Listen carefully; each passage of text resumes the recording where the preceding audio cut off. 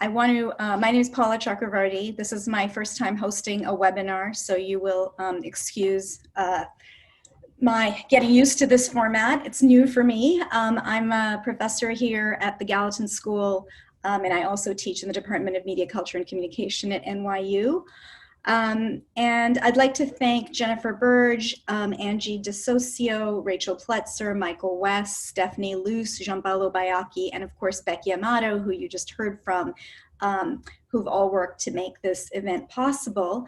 As Becky mentioned, this is the final event in our series called Bending Toward Justice, Building Power for a Post-Pandemic Future, which was co-sponsored with the Departments of Labor and Urban Studies, School of Labor and Urban Studies at CUNY. We have been recording all of these events, which you can access on our website, urbandemos.nyu.edu, and the recording for tonight's event will be posted by this weekend. So that is just some overview of the people and the institutional partners who've made this possible. So I just wanted to just spend a couple minutes giving a little bit of framework for our discussion today, and then I will introduce our wonderful speakers for this evening. When we think about immigration and immigrant justice in the context of the COVID crisis, it's important to think about a series of intersecting crises. For immigrants in this country, and actually for migrants in many parts of the world, migrants and immigrants, people with papers, people who are undocumented, you've had a series of crises, happening in very profound ways over the last several years. So if we sort of think of these intersecting crises, we can think about the crisis of economic inequality, which is of course compounded if you are a low-wage immigrant, if you are a student who's an international student or an undocumented student, and you're living in this current moment of COVID crisis. So you have economic inequality at one level. In the US, and again, around many parts of the world where you have right-wing political figures coming to power, you have a war on immigrants that has taken place. And of course, in this country, we all know that we have a white supremacist president, and a president who is aligned with right-wing white supremacist forces. And so there is that ongoing crisis, a crisis that creates fear and persecution in immigrant communities.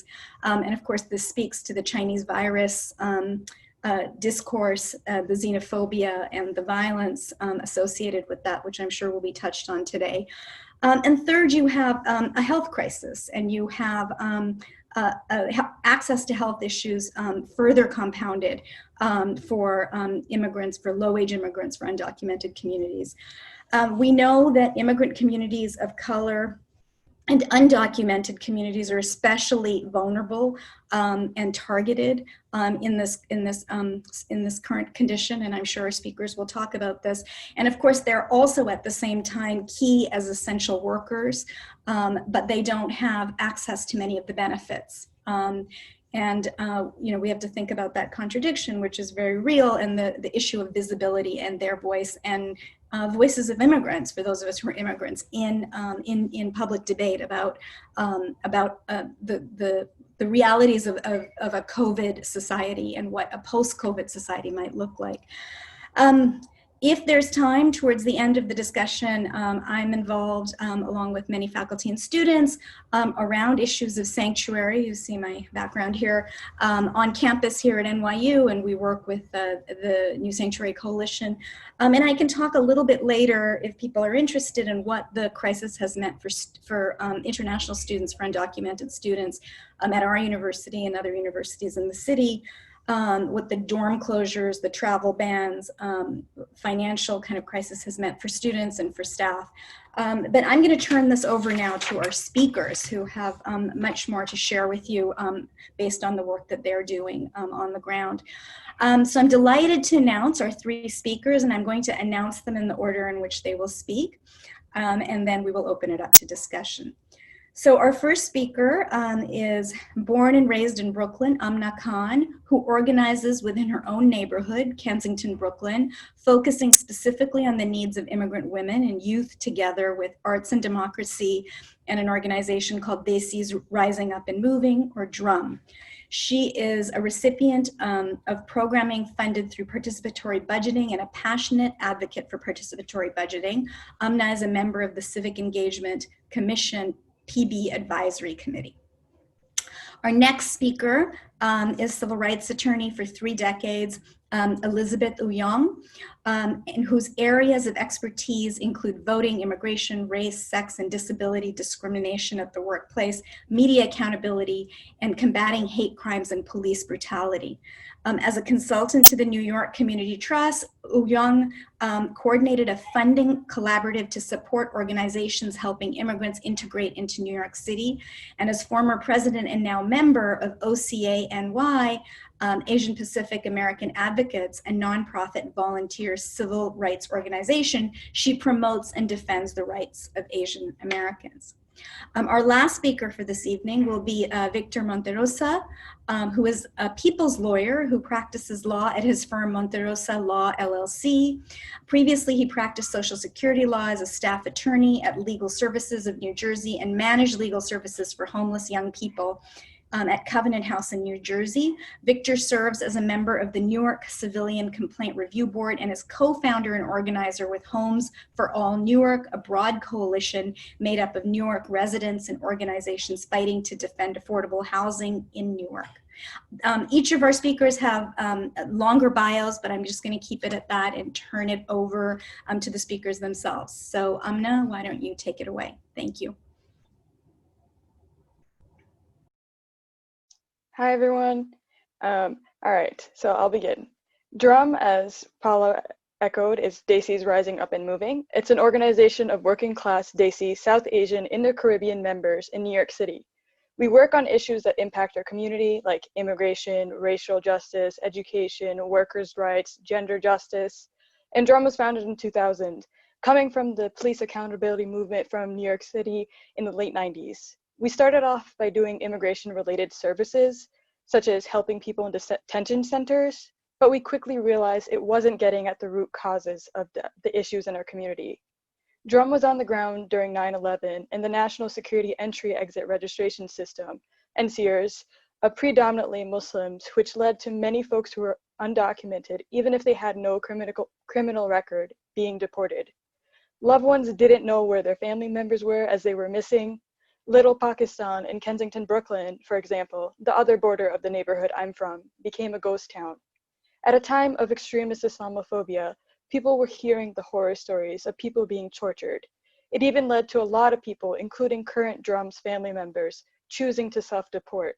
We lost a lot of our membership, and we don't have many of the same members we did in the early 2000s. And that was the formative years of doing this work. At DRUM, a good chunk of our membership is also undocumented, like I said. Immigrant workers and undocumented workers are essential workers, period, not just during this pandemic. For someone who lives paycheck to paycheck, who doesn't even have the money next week, is not working an option for them? No, these folks will get sick. The virus will spread. If the most vulnerable are not safe, then no one is. We as a society are not doing anything to support all of the excluded workers. Many of the drivers, delivery workers, farm workers, restaurant workers, the ones who are keeping us fed and supplied are also the ones barred from the supports that are created, stimulus checks, unemployment benefits, and so on. I'm seeing so many people out of New York still having to pay bills, still having to pay rent. I'm seeing a lack of leadership, not just from the president, not just from the mayor, and not just from the governor in addressing these issues. If the governor wanted to, he could freeze rent right now, but he refuses to. If he wanted to, he could separate funding for those not covered. But last week, when Cuomo was asked if he would create state funding or try to support undocumented immigrants excluded from unemployment insurance and federal cash assistance, he said, and I quote, when you are broke, it would be irresponsible to do these things. So let's pause for a moment. Why is New York broke? This is not true. When he has the opportunity to, He refuses to tax the rich and essentially chooses his millionaire and billionaire friends over the lives of working class people. He refuses to cancel rent. And that's why we've signed for a petition calling for rent and mortgage freezes and housing the homeless. Just this Monday, we also launched a campaign to get cash assistance for people who have been excluded from existing efforts. Our plan is to get through a bill that has been included in the Senate as well as the Assembly to get $3.5 billion to get unemployment insurance. New York State has so many billionaires who are supposed to be paying certain taxes that they aren't. What is more important, the wealth of billionaires or the lives of the workers that keep society functioning? And so at an organizing level, we must think about all of these things that we have been fighting for so long, like universal health care, better wages, benefits for workers, more funding for our hospitals, and for social services, and less for policing and jails. If we were able to get all of these things, what would our reality be right now? Would we be in a terrible situation like we are today? Though we are acting out of crisis, it doesn't mean that this is the only way to be. For everyone saying that we can't go back to the way things are in the pandemic, that would mean doing things differently than we've done in the past. Because if we do things the same way we've done in the pandemic and expect a different outcome, does that make sense? No. The question becomes, even during a pandemic, how do you continue to build people power and bring people together? At Drum, we have a membership of 4,500.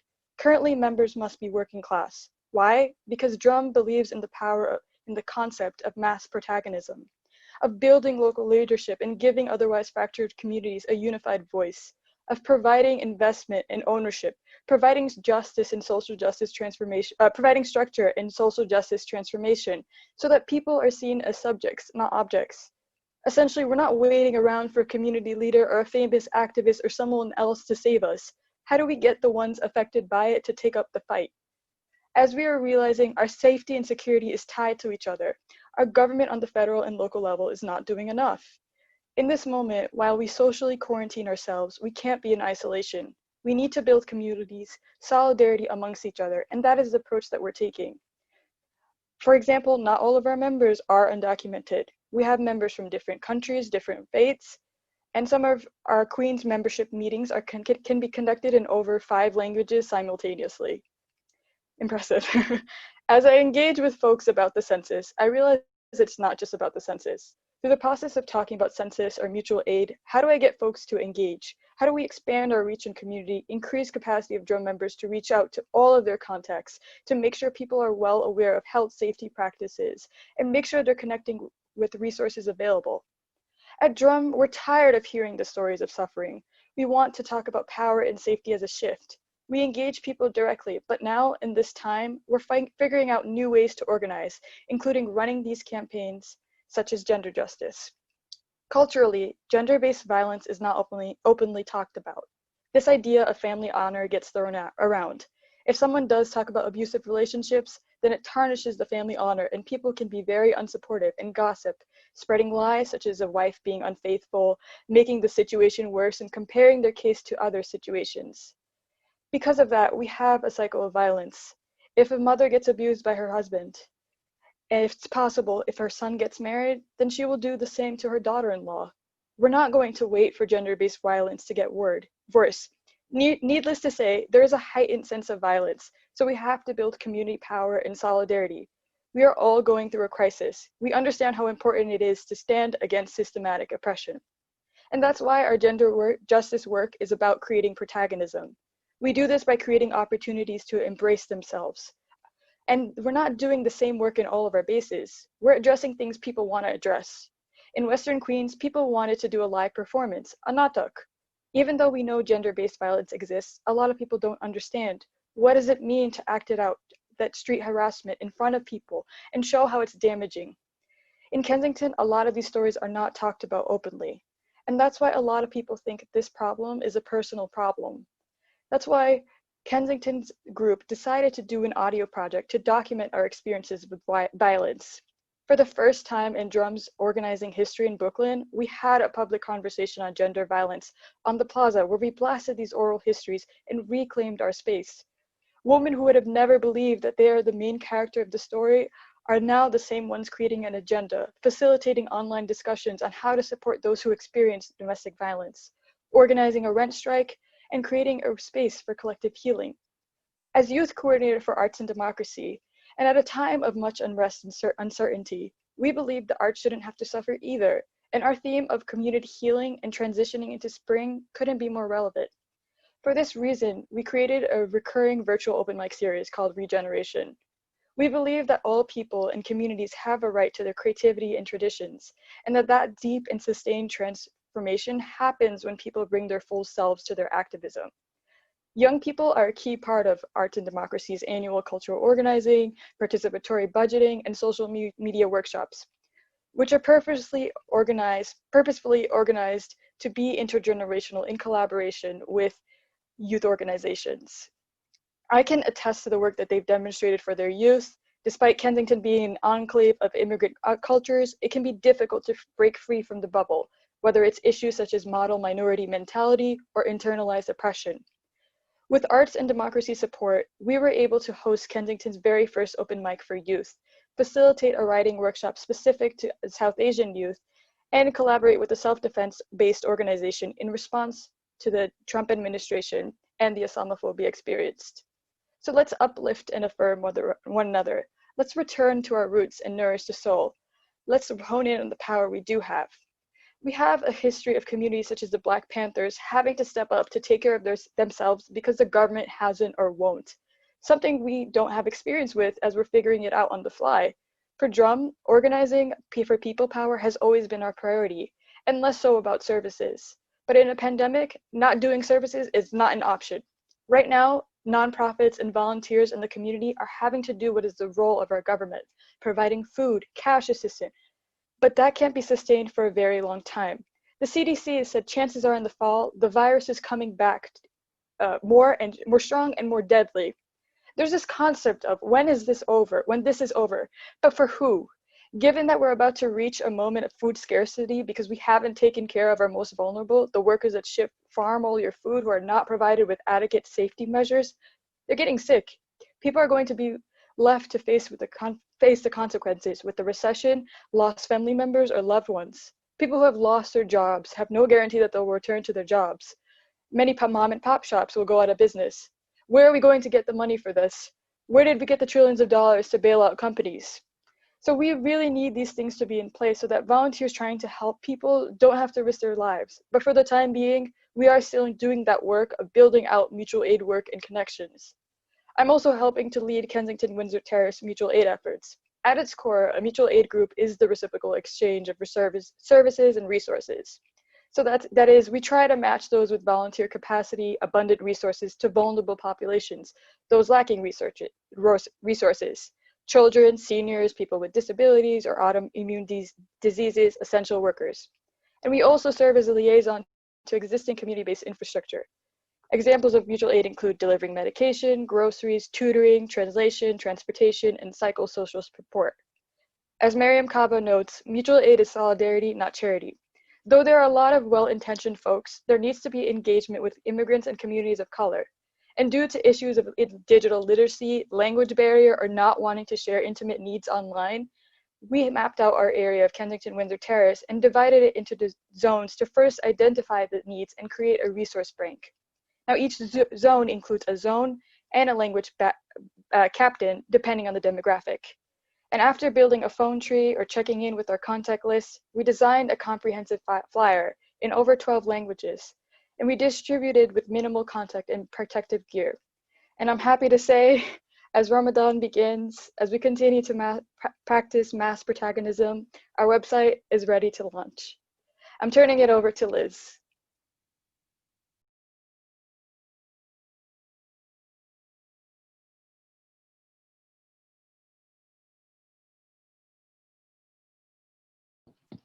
Good evening, good evening, good evening, everyone.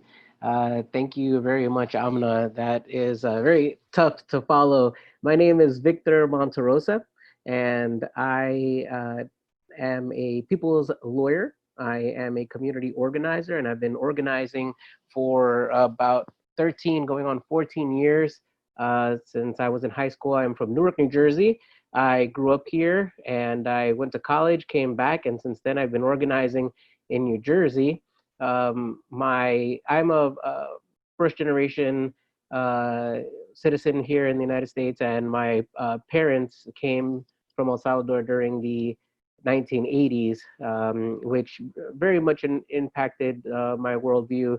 And amongst many different social justice fronts that I work on, immigration is one that is near and dear to my heart. I mostly do housing organizing. I am also, as I mentioned, an attorney, so I do a lot of landlord and tenant law. And I've also been involved a lot in development and other issues here in Newark and across the state. But the I want to talk about what I've seen in the last couple of months or weeks over what's happening with the crisis. But before that, now that I mentioned El Salvador, I do want to say something that Zoom always impresses me, or that I'm always impressed by with Zoom.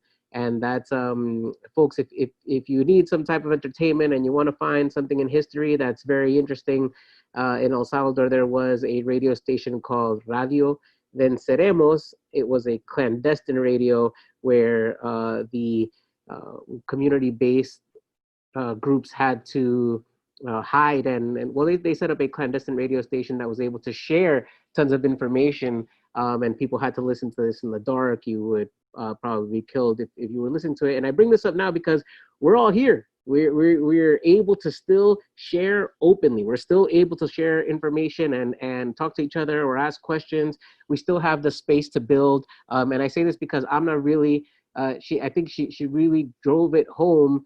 Let's not squander this moment. There is a huge crisis. More than ever, people understand that they've been left out because they've terribly been left out. And particularly with immigrants, what I see is there are oftentimes you see these factions happening between folks who are stratified by education and training, or class, or immigration status. And we've already heard a lot of about that already, but I'll explain as I go on. I'm going to start at what I see, and a lot of it will have a housing lens, but I will step out of that as well. To begin, I get a lot of calls from folks because there is no information, or there is very little information, or folks don't know where to access information in Spanish. And if it's not available in Spanish, I'm pretty sure it's not available in many other languages. This lack of translation and interpretation makes it difficult for people to obtain the benefits that are being, that are coming from all different parts of different levels of government. But it makes it very difficult for people to benefit from some of these very huge, very big changes in New Jersey. At their Executive Order 106 has prohibited all removals of people from residences. The landlord-tenant calendar is suspended, and it is likely that that order will go past April 27th, when the courts were originally scheduled to resume the landlord-tenant calendar. But instead, it looks like that's going to be extended. Folks don't know about Executive Order 106, though. If folks don't know that Executive Order 106 says that sheriffs are not supposed to enforce, or any agent of government or any agent of the court are not supposed to enforce evictions, that evictions are not illegal at the moment. And again, generally, and that's why I like to put it as I said it at first, that all removals are prohibited. So in the state of New Jersey, you cannot be removed. Now, this brings a very interesting question, because oftentimes, even without a crisis, in New Jersey, we benefit from something called the Anti-Eviction Act, and it requires that an eviction be based on just cause. And with the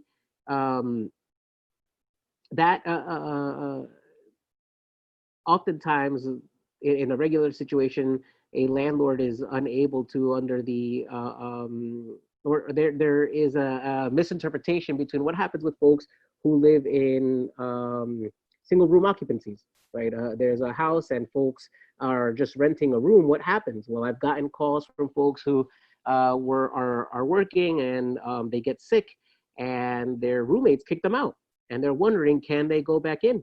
And so, you know, a lot of these calls I'll get sometimes secondhand, and I try to speak to folks who oftentimes don't have a phone, or might not be able to make a call, or it's already too late. And this is because of how slow, or how with the lack of of putting the information in the hands is happening, or is causing to folks. I'm also hearing families that where landlord might be in a two-family house, and they have tenants who are ill, asking them to leave, or sending them letters saying that they must leave by the end of the month. Um, Logically, if their landlord tenant calendar is suspended and no one is can be removed, this makes it, although evictions can be filed, they can't be executed, and that is making it so that right now you have a lot of landlords who are sending out letters that are saying you got to leave at the end of the month because you haven't paid rent. But as I said, evictions can only happen for cause, and people are leaving their homes because they don't know that they have this protection, and that even outside of the emergency, they would have been protected. Uh, like I mentioned, it's important for folks to call the sheriff or the police, but because we have left immigration reform completely unaddressed, and a lot of the immigration crisis completely unaddressed, people are still afraid of calling the police. People are still afraid of calling the sheriff. And so you have folks who are protected by an executive order at the moment that expressly prohibits all forms of removal from a residence, but folks do not want to call the police, even though they are likely to be protected, because they fear being deported or something else happening, particularly for folks who are undocumented. The governor also signed at this moment, and I'm unsure how many undocumented or documented folks or folks with some sort of status who are currently in the Essex County Jail, but we're waiting for the governor to release individuals from jails, and this hasn't happened at the speed that was initially expected. I last checked on this yesterday, so I don't know if there was an update today. I tried to look for one quickly on a Google search. I didn't see any article or updates on it, but there are probably immigrants who are waiting to be released from the Essex County Jail. I did get a call. This was somewhat odd because I usually my experience is representing the victims of domestic violence when I do domestic violence cases, but I got a call from someone who wanted defense, and his fear was that if he showed up in jail, he would be held, and then he would be exposed to coronavirus. This is an immigrant, and someone who is worried that they're going to end up catching the virus while being incarcerated, and there are many people who are waiting to leave right now. So we want the governor to come through with that promise. As was already mentioned, essential workers, and I mean, I think everyone who's here already knows, day laborers, part-time workers, manual labor, service sector workers, these are the essential workers, and so many of them are Black and brown bodies, immigrants, or folks with various degrees of status, but they're the folks that are unable to stay home. Sometimes they are denied the personal protective equipment that they need. I have to chime in here that my mother, who I mentioned is an immigrant from El Salvador, who's been here for a long time, has worked for the last 7 years in a bank that refuses to close, and they weren't providing her with what she needs. And there was, or actually continuously, you hear about exposures from COVID in that location. So you know, even folks who are citizens, but you know, I want to really stress that all levels of immigrants are being impacted. We also know with the recent ban that restricts legal immigration, they're still allowing guest workers in, which is incredibly convenient. We see that there are so many conflicting messages, but I think that when it often comes to benefit the folks, the capitalist class and the ones who benefit from neoliberal capitalism, a lot of those policies end up happening more faster and easier. So here they got their break. And what that's causing is really a divide and conquer landscape. What I'm seeing, I forgot to mention this, but before I go into divide and conquer, or I think this is a good segue for it. I was giving a similar webinar to a group of mostly day laborers and immigrants, many undocumented immigrants, but several documented immigrants, either folks with green cards or folks who are citizens, and now they own property, and now they are renting units to other folks, sometimes immigrants, but definitely people who cannot pay their rent. And an argument broke out during that webinar that I was doing, because the folks who own a property want their rent, and the folks who are renting have had no employment and are unable to pay their rent. So I'm noticing that there's a major divide and conquer. It took a lot of work to explain to the homeowners who, I often don't think about as landlords. I think about, I live in an apartment building. This landlord has 5 or 6 large buildings in Newark. I think of that person as a landlord. And unfortunately, for folks who might own a couple of houses, they're not millionaires, but they're just managing a couple of their own personal properties. They're really all in the same boat. I mean, we know that, but to explain that to folks that are fearing that they're going to be unable to pay a mortgage, even though the governor has given a 90-day grace period for the mortgages, and even though there are other programs that are out there, we're seeing that amongst immigrants themselves, depending on the levels of education, training, class, and immigration status, you see that stratification create that divide and conquer landscape. And I think that it's very important for us to better articulate the problem that I was saying, where we have neoliberal capitalism and a lot of well, you're seeing a lot of lobbyists right now who are pushing to reopen the country, but at the same time, the country is being closed. So where there are lobbyists, or where there is political will, or better said, where there's cash, there is political will. And as Aamnah was saying, what we need now is for people power to for people to swell the ranks and join many of these organizations. I really appreciate the mention to the Black Panther Party, and I because I think that it really requires all of us who are interested or who desire to see an improvement in this situation, and especially for many of us like myself who have accepted that life really can't go back to what it was before, that we have to therefore participate, and that can happen at various degrees, but you definitely have to find yours. What I've seen is many people are able to communicate just like we're doing right now. Folks are doing Zoom or Believe or so many other things. I mean, Be Live, so many other, I've seen these happen over Facebook or social media, but we still have that ability that I was referring to in the beginning to share this information. Before I go on into what kind of campaigns are now possible, I want to talk about some numbers that I got from Make the Road New Jersey.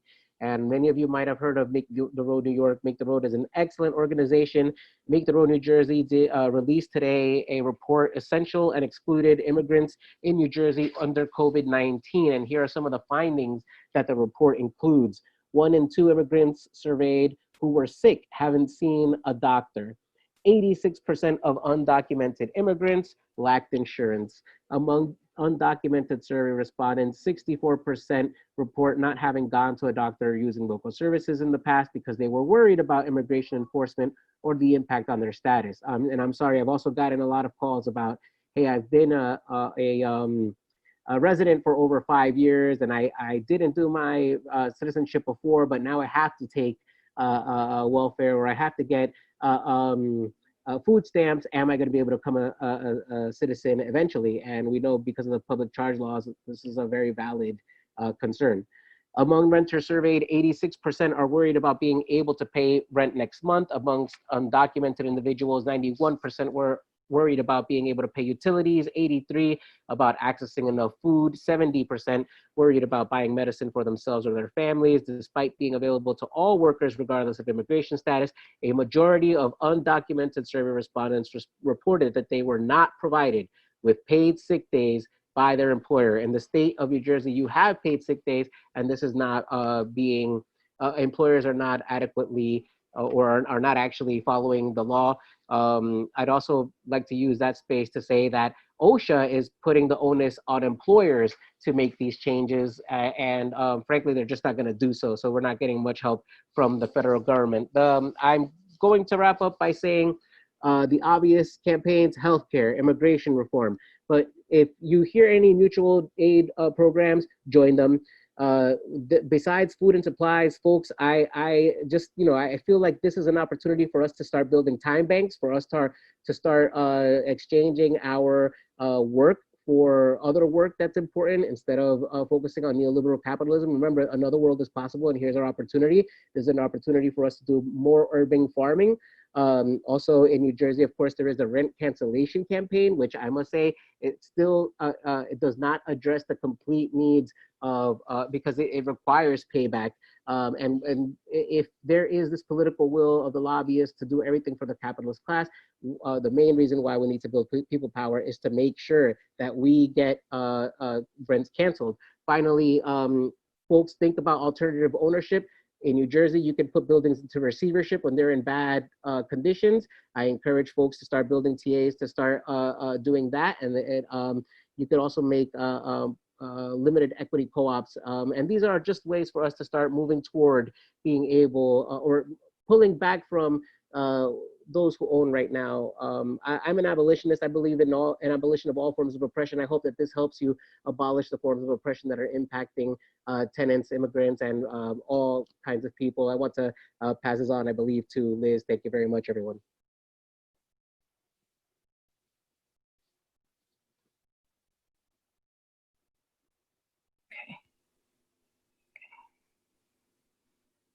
Hi, everybody.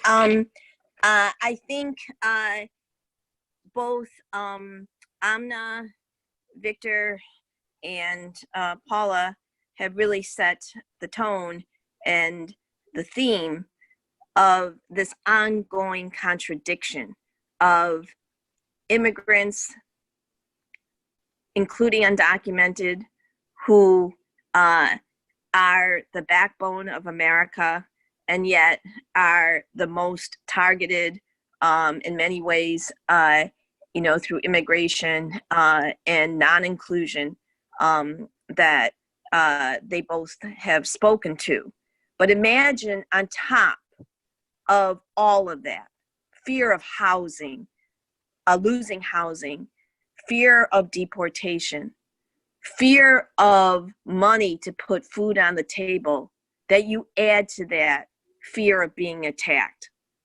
And this contradiction of Chinese Americans now being scapegoated for the coronavirus is a reoccurring theme of being acknowledged for our role in mining, farming, railroad building, but at the same time scapegoated for that effort in economic downturns. We've seen hate crimes dating back to the 1800s, the burnings of Chinatowns in LA, Wyoming, and Seattle. We've seen it manifest itself in legislation like the 1882 Chinese Exclusion Act that barred Chinese laborers from coming to the United States, that was not repealed for more than 50 years later. We've seen the blaming of Japanese Americans or persons of Japanese descent living in the United States for the bombing of Pearl Harbor in World War II that led to the internment of over 120,000 Japanese or persons of Japanese descent and Japanese American citizens. The first hate crime that galvanized nationally Asian Americans across the country was the killing of Vincent Chin. Slide 1, please, Jen.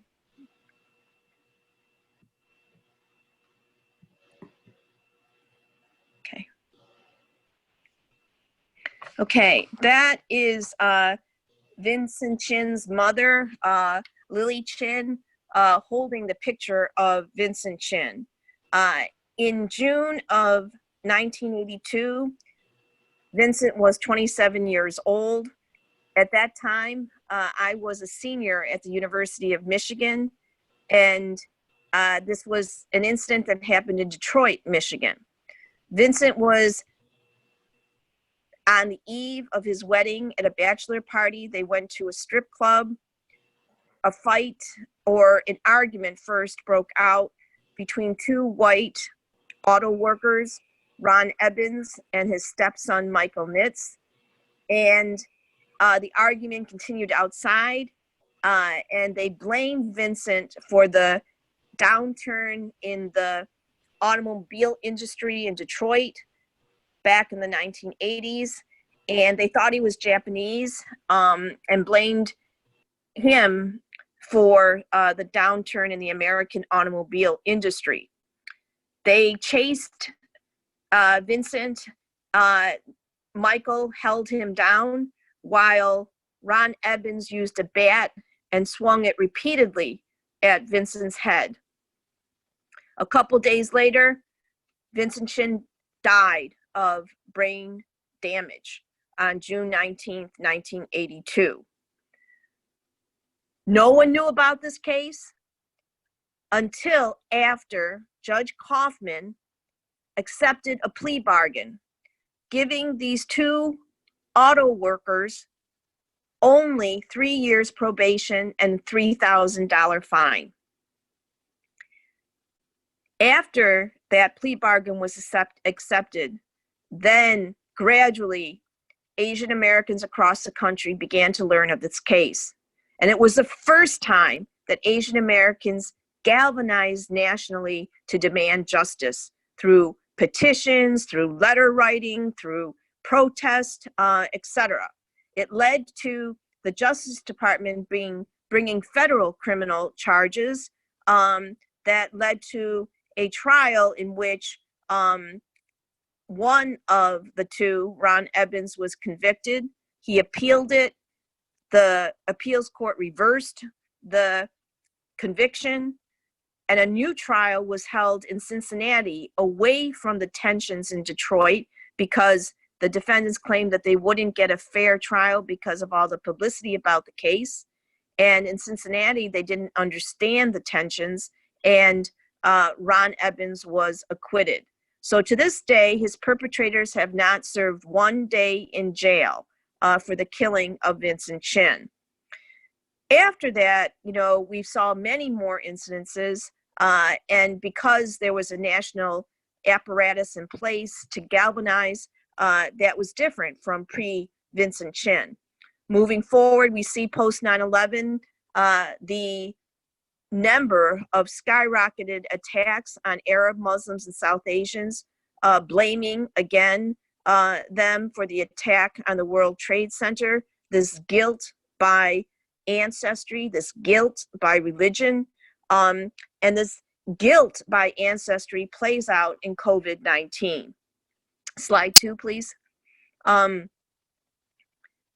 March 14th in Midland, Texas, a 19-year-old went looking for an Asian family. And he went broad daylight into Texas Sam Club and knifed a 2-year-old girl, a 6-year-old, and the father. The mother was not knifed. A security guard intervened, and he got knifed in the leg, but was able to subdue the assailant. And the assailant has now been charged with a hate crime. But this hype and this misplacement, this contradiction of blaming people who look Chinese or they think are Chinese for the virus is fueled by our own president. Slide 3, please. On March 16th, 2 days after the March 14th stabbing, Donald Trump tweeted that the United States will be powerfully supporting those industries like airlines and others that are particularly affected by the Chinese virus. We will be stronger than ever before.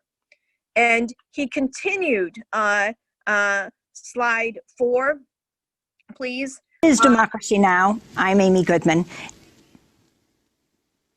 Begin by announcing some important developments in our war against the Chinese virus.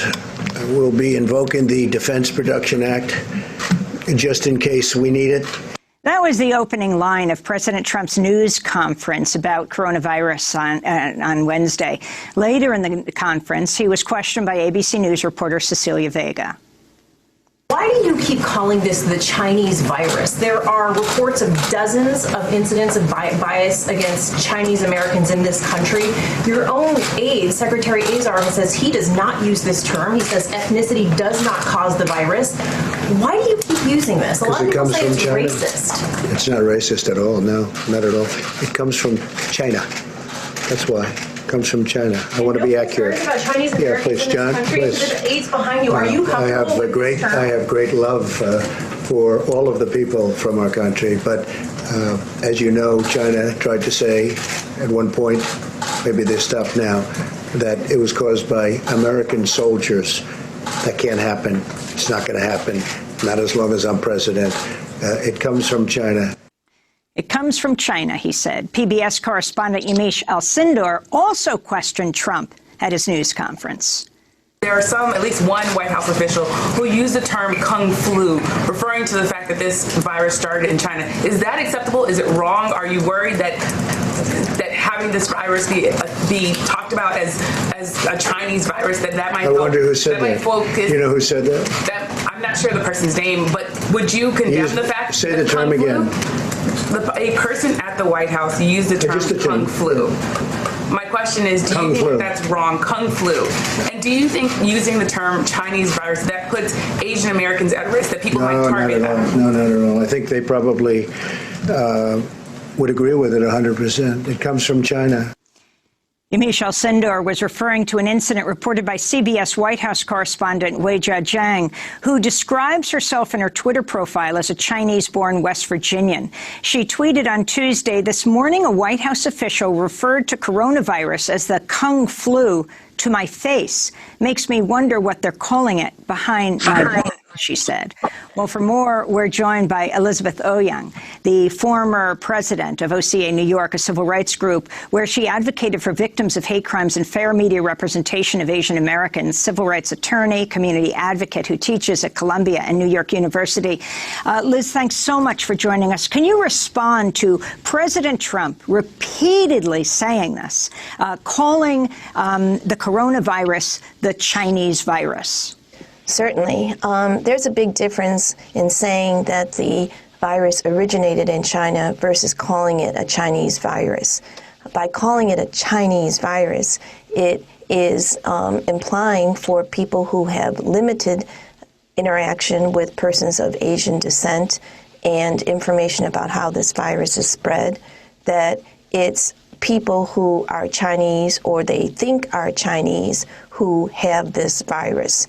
And this leads to a domino effect of both economic ostracization as well as social ostracization that leads to people not going to Chinese business establishments because they're afraid that they have the virus, or it, on the other extreme, it leads to hate crimes that we've seen, you know, from California to New York, whether it be cars being vandalized and racist graffiti scrawled all over the cars, or actual physical assaults of women and men of Asian descent who people think may have the virus because they are Asian, and they're attacked, kicked, sprayed with things on the subway.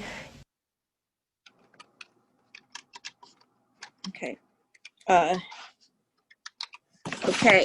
And so then to further add fuel to it, the next slide, please. Trump, in that press conference on March 19th, you see his notes? He crossed out coronavirus and put in Chinese virus. And after that, after much galvanization by groups nationally and locally, putting on pressure, demanding that he stop referring to it as a Chinese virus, because the World Health Organization has also advised people not to refer to it by a geographic place because it leads to stigmatization and racism. And the Center for Disease and Control also said not to call it by a geographic name, etc. That finally, on slides, the next slide, please. Well, first, on March 23rd, he tweeted that this novel coronavirus is not the fault of Asian Americans. And then on March 24th, he tweeted this: "Look, everyone everyone knows it comes out of China, but I decided we shouldn't make any more of a big deal out of it. I think I made a big deal. I think people understand it." And so the incident most recently in New York was in the Bronx on March 28th. Next slide. 4 teenage girls were charged with hate crimes for attacking a woman on a bus, a 51-year-old Asian American, for not wearing a mask, and attacked her. She had to get stitches in her head. The Stop AAPI Hate Coalition has documented in 2 weeks over 1,100 instances of hate instances and hate crimes. Next slide. The NYPD in the last 2 months have recorded and charged 11 people with hate crimes, and half of the ones that they have made arrests of are 19 and under.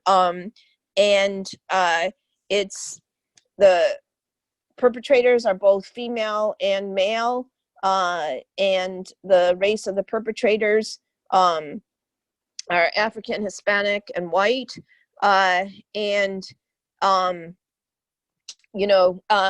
Next slide. The FBI has warned of a surge in hate crimes against Asian Americans on social media, on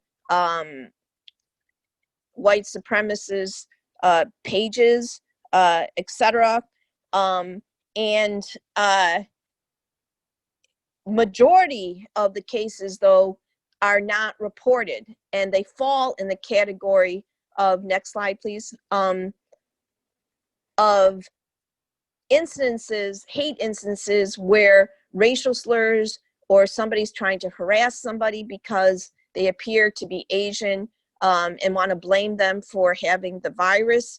And I think this Asian American doctor says it best.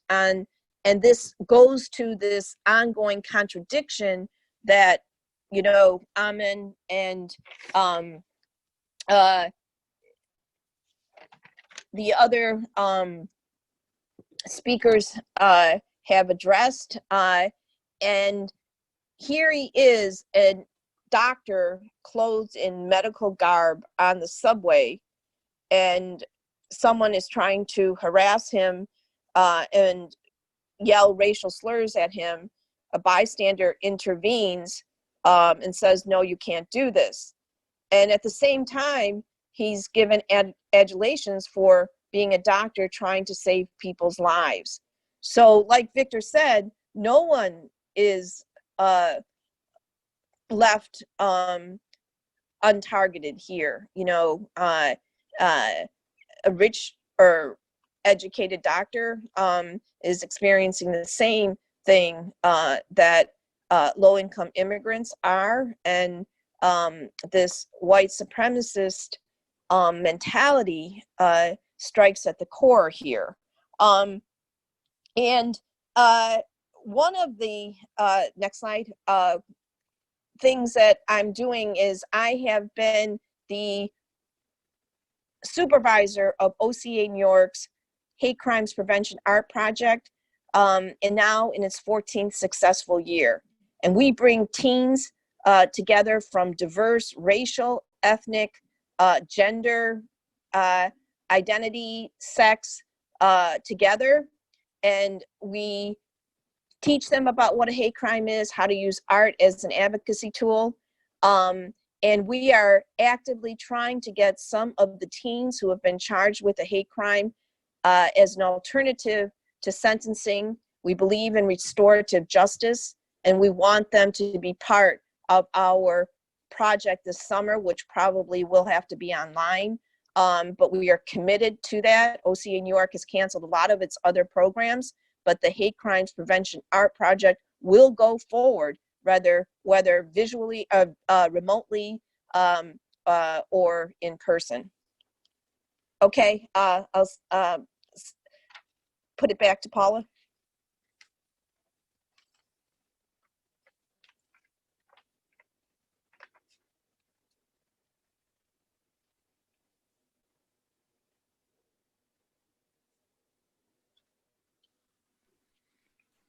My mic. Okay. Thank you, everyone. Thanks to all three wonderful speakers. I'm going to keep my comments or my questions short because I'd love to, I'm sure we would all love to hear from the participants and see what their questions are.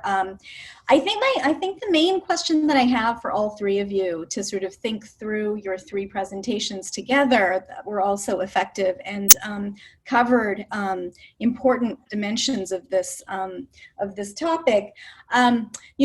Victor, no, not Victor, Liz, and your slideshow, I couldn't help but notice that the person standing behind Trump as he's, speaking his nonsense to the reporter was Seema Verma, who's a South Asian American appointee actually through the Pence administration. And she's standing there as he makes these overtly racist comments. And I wonder, I guess my question has to do a little bit with the point that Victor had made about the divide and rule, divide and conquer politics around immigration, but also the way that in this sort of moment of crisis, that divide and conquer kind of approach might potentially be especially effective in pitting undocumented migrants against documented migrants, different communities against each other, the good immigrant against the not, the non-deserving immigrant.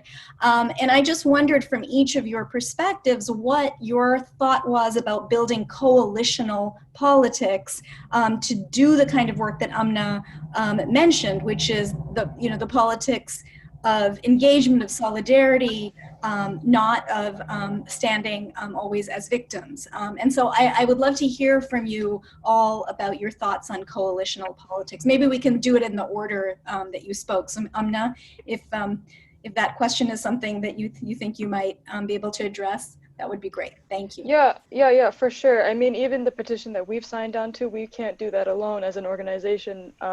We worked with other organizations as well. We need alliances to then put pressure on politicians. And in terms of coalition building, I mean, there's a difference between working with the community as opposed to for the community. So we just have to make sure that we don't come from it as a paternalistic, savioristic approach. And when in recognizing and acknowledging those powers, the power that we possess and the privileges, and why certain spaces may only be for those working class folks, and why certain spaces may be needed for anti-racist trainings, then in doing so, in unpacking our own histories, are we able to then truly build that coalition? Okay, thank you.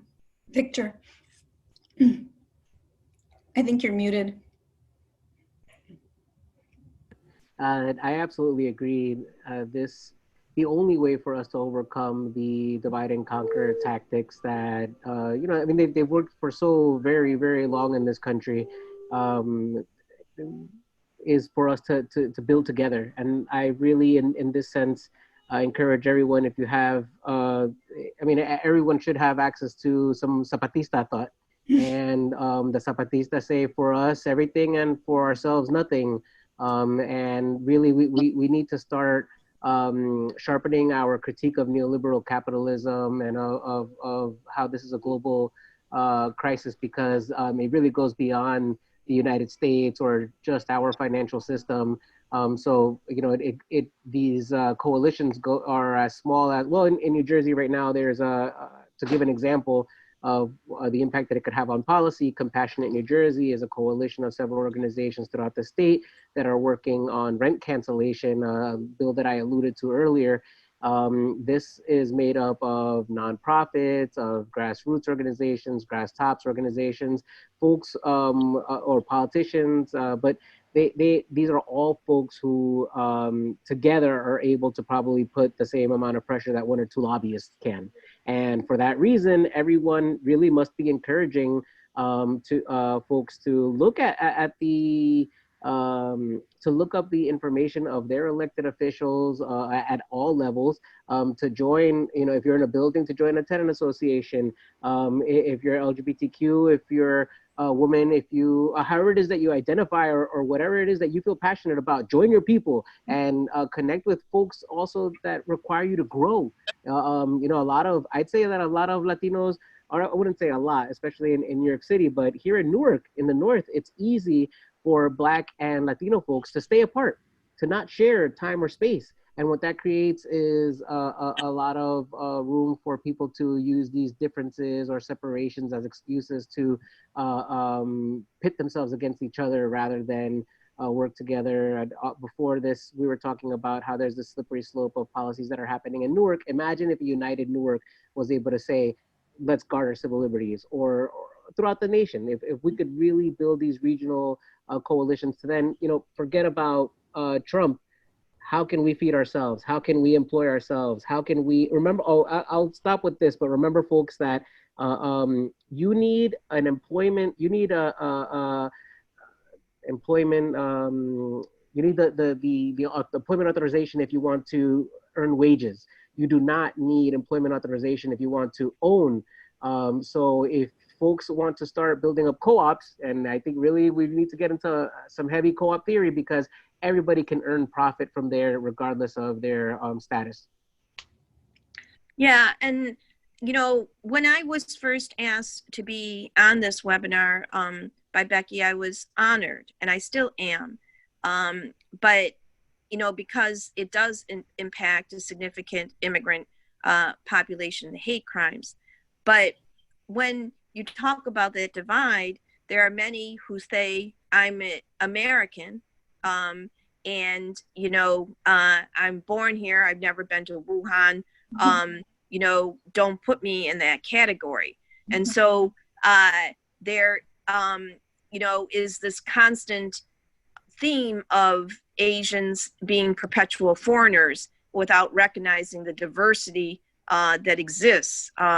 But that having been said, you know, many immigrants are more vulnerable to the hate crimes. They don't necessarily have the advantage of generations of Asian Americans who are able to work remotely from home and have to be on the front line so that they would be confronting more of these incidences. But I agree with Victor.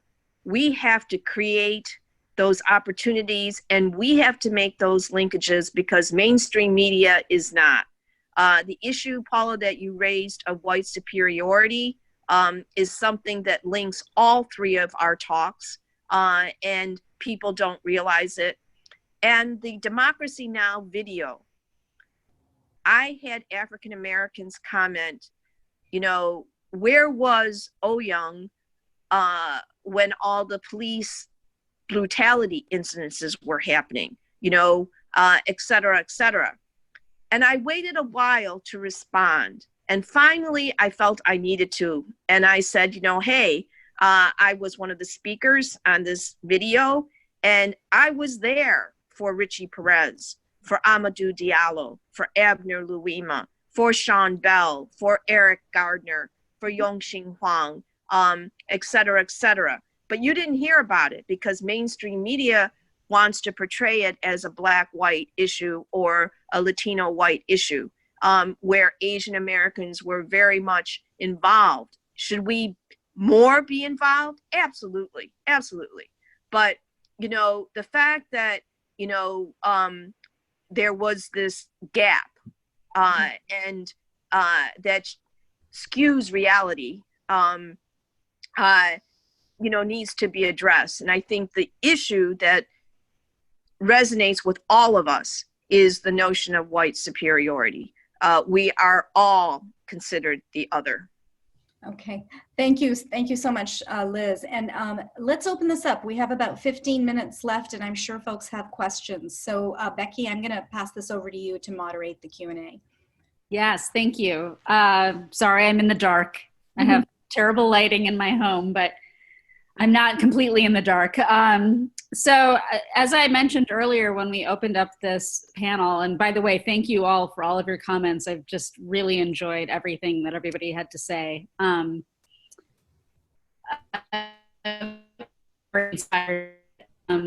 wanted to open up the questions, and there are 3 ways to do this. You can put a question in the Q&A, and I just saw a question pop up.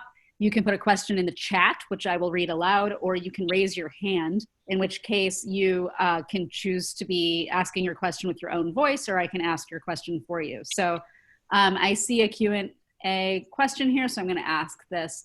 Ha Young Kwan asks, hi, my name is Ha Young, and I am a student in Professor Chakravartty's class and a former student of Professor OuYang. Hello. Thank you so much for everyone's presentations. My question for everyone is, what specific demands do you hope to be met through the current COVID-19 related organizing that has been occurring online and offline? Aamnah spoke of how we need to act differently in order to see change happen. What will change look like in a post-COVID world for each of you? Thank you for asking that question.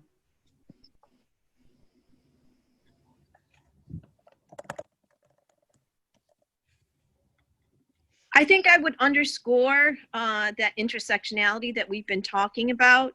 One of, hopefully, what will survive this epidemic, this pandemic, is the notion of social responsibility. That we've been taught now for the last 4-5 weeks, we need to stay home because we need to protect others. You know, we need to think about others, you know, if we go out and, you know, even though we don't have the virus. So I hope that notion of social responsibility carries over into issues of universal health care, into issues of affordable housing and, you know, accessible education, etc. So that is the note that I hope we will strike post-COVID, that COVID has revealed in stark ways the failings of our healthcare system, of our economic system, and so many other things. And we have to use this opportunity to drive home the notion of social responsibility. Did anyone else, Victor or Aamnah, did you want to answer that, or should we move to next questions? Either of you want to take that? With specific demands, I think I mentioned there's definitely the demand for healthcare for all right now. I think it just blew up. The top really just blew off. I didn't think that it would become any clearer. We couldn't ask for a more clear sign.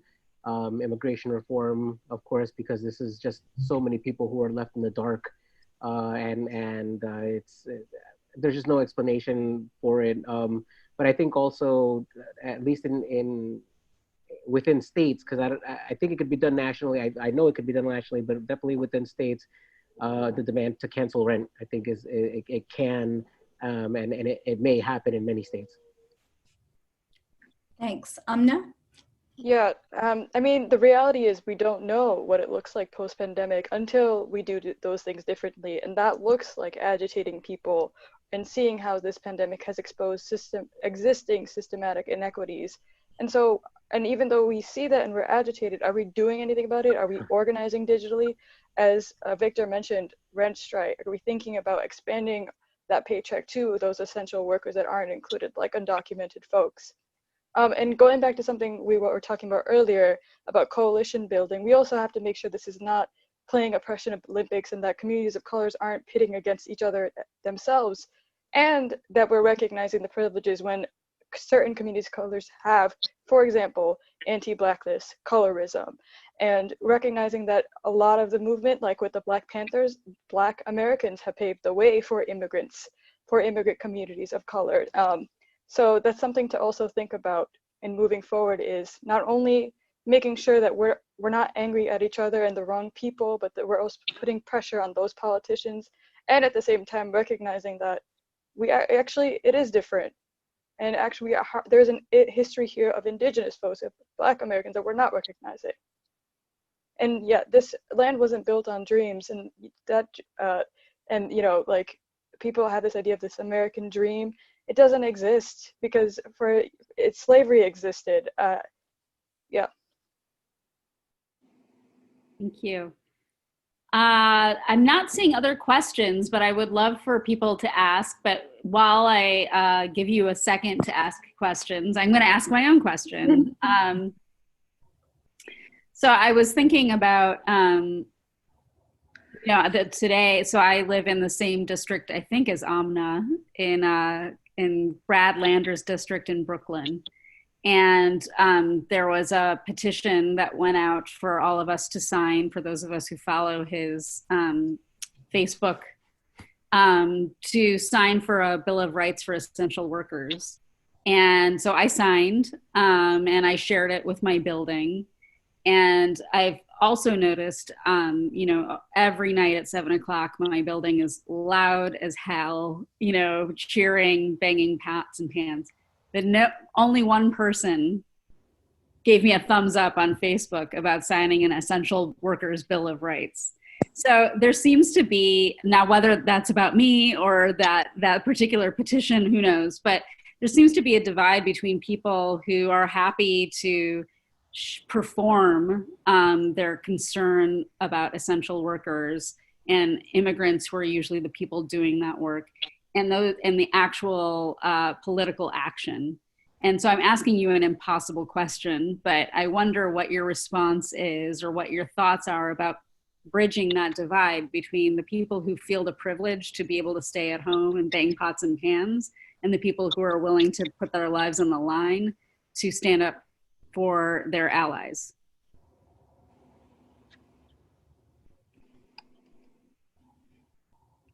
Again, an impossible question. You know, I really,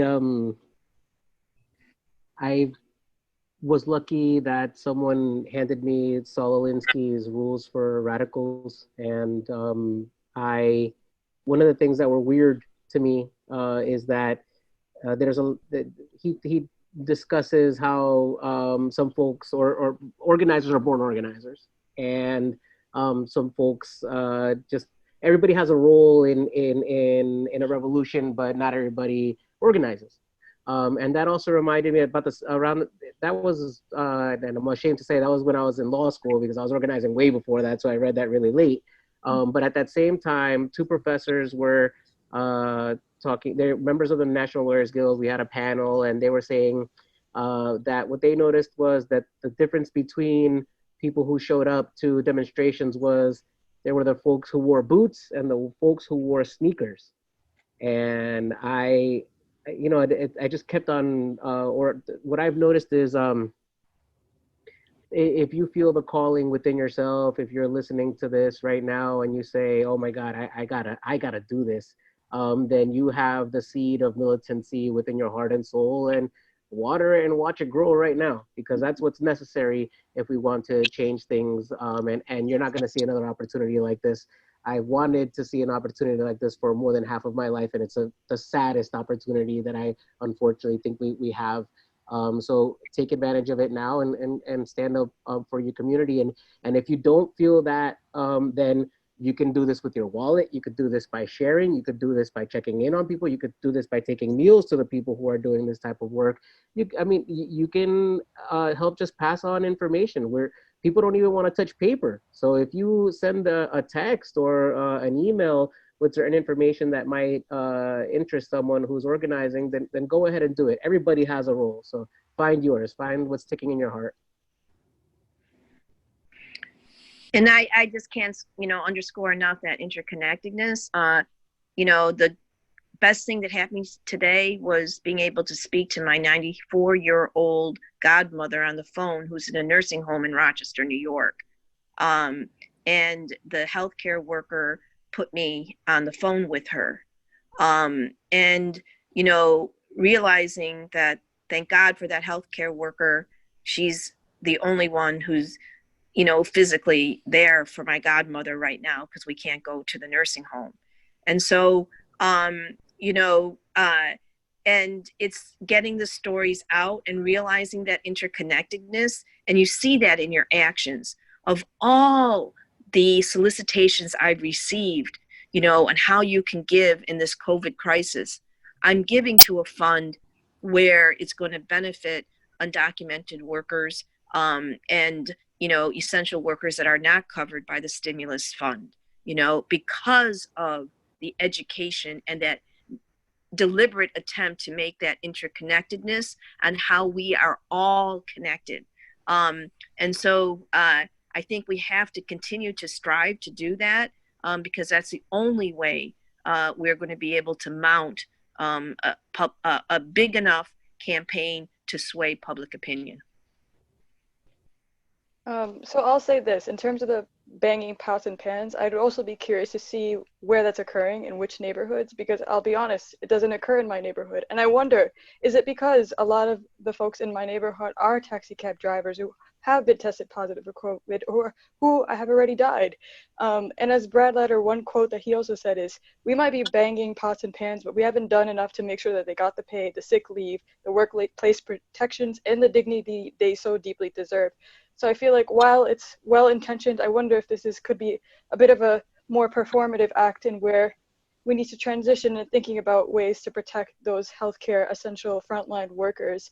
And like you said, start signing that Essential Worker Bill of Rights is a good place to start. But in terms of like what those people who have those abundant resources, I mean, this is even where mutual aid can come in, like the people with abundant resources, with volunteer capacity, while also recognizing that those same people can have needs as well. Hence why we both ask what your need and what you have to offer and what you need. But at the same time, recognizing that clearly there's inequities within the district itself. For example, my neighborhood is the poorest district in the neighborhood. It's one of the most, New York City's most park deprived. It has some of the highest intake of domestic violence cases, according to Sucky for South Asian Women Statistics.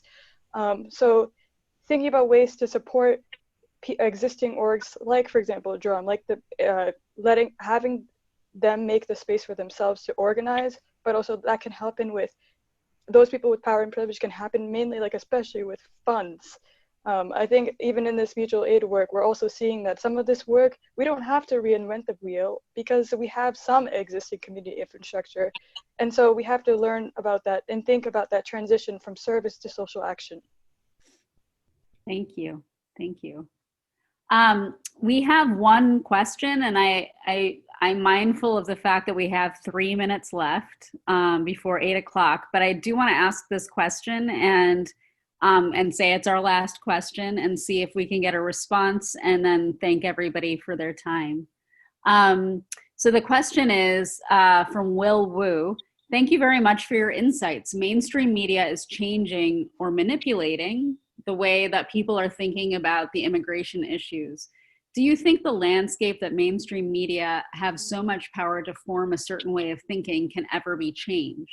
Do you think there's anything that we as individuals can do to resonate all the immigrants, to fight against, to bring all the immigrants together, to fight against white supremacist ideology?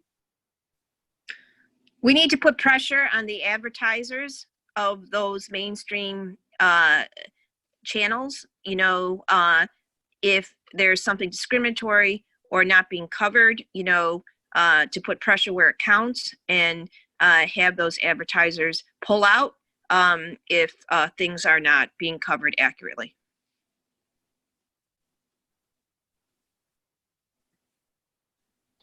I struggle with this very much. I've always, or for a long time, I've been very suspicious of whether we can actually get a full picture from any of the media outlets, to the point where in the last presidential election, I cut off all my paper or periodicals or journals or anything, because I was just tired of paying for people to sell me lies. And unfortunately, I haven't been able to find stuff online that I think is really good. I remember when I first started organizing, folks might remember there was the indie media movement. And so you were usually able to go on blogs or find postings that people would put up, and that really worked. I would like to see that again, but I think that, and then this is scary because of the era that we're moving in, but these algorithms are controlling us on social media. The most that we can really do is, I'm very happy that Aamnah brought up phone trees. Really, like you have to exploit the connections that you have already. And you have to figure out how you're going to continue them, because putting stuff up online won't be enough, and trying to send out press releases or do press conferences won't be enough. I guess that is why you want to build this very strong network, because then you can spread your information and your resources amongst it locally. In terms of news outlets, I think it's tough. It's tough to break that narrative in mainstream media. I mean, it's not to say that we aren't trying for representation, but also, is that tokenism? Is that performative? Are we actually breaking that us-them dichotomy? Because for Trump, any publicity is good publicity. And even when we think about not just news cycles on TV or on the radio, we think about, what about social media, as Victor was alluding to? Like, what about Cambridge Analytica and this 24-hour news cycle, or this oversaturation of information, which then leads to that compassion fatigue because of these short snippets that aren't accurately depicting the entire picture. And so that's why we see all of this naming and blaming onto communities of color and immigrants. But I think what we really have to hone in on is our own people power, and then we are the ones who are in, like, going back to that idea of mass protagonism, we are the ones in charge of our own story, and we don't need anybody to depict that for us and write those stories for us. Right? We need to write it ourselves. And one thing I'll also say is, hope is a discipline, and as Mariam Kaba always notes from her nun. And so we have to continue to practice that as well, whether it be in mainstream media, whether it be in the news stories that we're trying to broadcast. I think that might be the perfect place to stop, Becky. What do you think? I agree. I think that's a beautiful place to stop, and I really appreciate you invoking Mariam Kaba, who I've added to our chat and will send out as a link later, so people will know who she is if they don't already. I really want to thank all of you, Liz, Victor, Aamnah, and Paula, and Jennifer, who none of you have seen, but she's been behind the scenes making sure that you didn't have to see all of the mess that exists back here. Thank you, Jennifer. Yes, she's a genius. So thank all of you for all of your comments. Thank you for attending and for your questions. And you will see a video recording of this event on the Urban Democracy Lab website at urbandemos.nyu.edu, probably by the end of tomorrow. So thanks again, and we'll see you all again soon. Great to meet everyone. Bye-bye. Bye.